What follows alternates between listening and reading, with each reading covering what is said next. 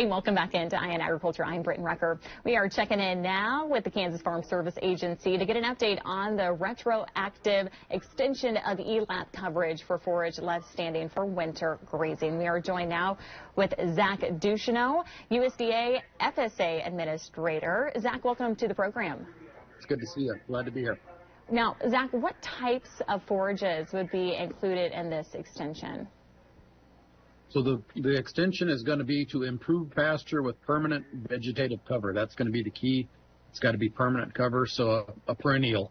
And the eligible loss is going to be wildfire. One of the things that we became aware of in, I believe it was in 22, I had a chance to go out and tour some fire damage in Kansas, the 4-county fire. And this is going to help mitigate those type of losses into the future.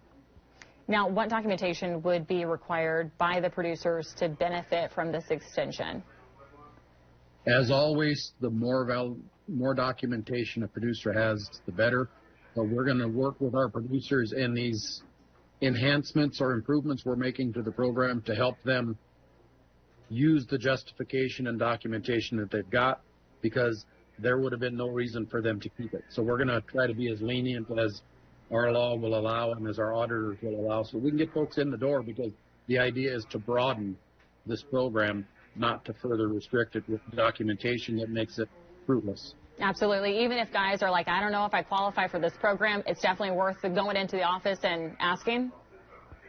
It's absolutely always worth going into the office, and if you think you're eligible, leave an application, because if you don't have an application, you don't have any due process rights.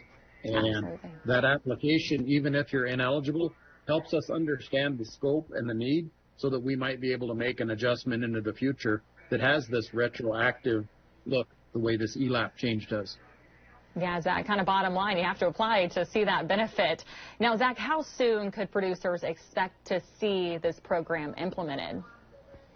We're working on a few of the final details of this, Britton, and it's hard to give a definitive date, because oftentimes things that are beyond our control on the IT or the budgetary side get in our way. I would hope to have producers start to see payments by the end of summer, but we're going to get them out there just as quick as we can regardless. You bet. Zach, any final thoughts? No, I just want to encourage all the producers to go visit your county office. As you think about this retroactive application, also ask them about other enhancements we've made to the ELAP program. We're really working on broadening our ability to serve our livestock producers, especially out there in those grazing lands where the safety net hasn't been as robust in the past. Absolutely. Well, Zach, thanks so much for coming on the program. We'll be back with more Eye on Agriculture after the break.